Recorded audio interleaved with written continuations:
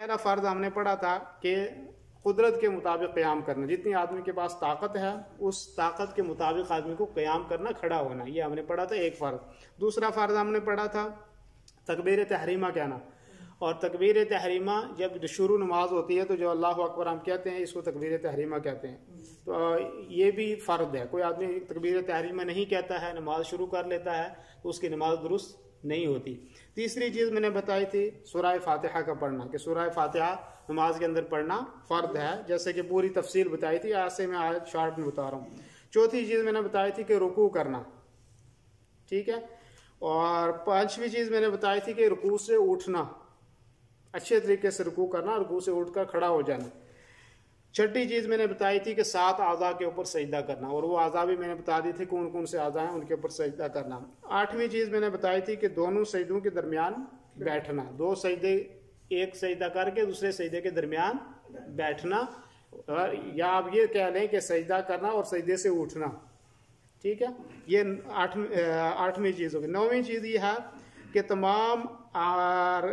तमाम चीज़ों को आराम के साथ करना। कौन कौन सी तमाम चीज़ें हैं वो, मसलन रुकू हो गया, सबसे पहले क़याम को इत्मीनान के साथ करना, रुकू को इत्मीनान के साथ करना, सजदे को इत्मीनान के साथ करना, इन सारी चीज़ों को आराम से करना। ऐसा नहीं जैसे रुकू में गए उठे फिर सजदे में चले गए, एक सजदा किया तो दूसरे सजदे में फ़ौरन चले गए, ऐसा नहीं होना चाहिए, ठीक है। 10वीं चीज़ मैंने बताई थी कि हर चीज़ को तरतीब के साथ करना, जैसे पहले क़याम है, फिर तकबीर तहरीमा है, फिर जो है सूरह फातिहा है, फिर रुकू है, फिर रुकू से उठना है, तो ये तरतीब के साथ ये काम करने। ऐसा नहीं कोई आदमी नमाज में आया सजदे से शुरू कर ली, पहले सजदे में गया, इल्ला है कि इमाम के साथ में आदमी पढ़ रहा है तो जिस हालत में इमाम है उसके साथ वहाँ शामिल हो जाएंगे।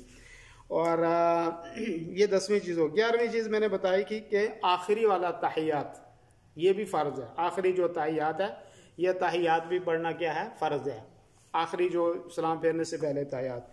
और 12वीं चीज़ मैंने आपको ये बताई थी कि वो है एक तो तहियात पढ़ना और एक तहियात बैठना, जो आखिरी तहियात है। समझ में आ रही है बात? ये चीज़ होगी कितनी, 12वीं। और 13वीं चीज़ यह है कि नबी करीम सल्लल्लाहु अलैहि वसल्लम के ऊपर दुरूद शरीफ पढ़ना नमाज के अंदर। दुरूद शरीफ कौन सा, जो दुरूद इब्राहिमी है। बाकी तो आप कोई भी दुरूद किसी वक्त पढ़ सकते हैं, सल्लल्लाहु अलैहि वसल्लम कम से कम दुरूद है, लेकिन जो नमाज के अंदर पढ़ना है वो दुरूद इब्राहिमी है, वो वहाँ पे पढ़ना ज़रूरी है।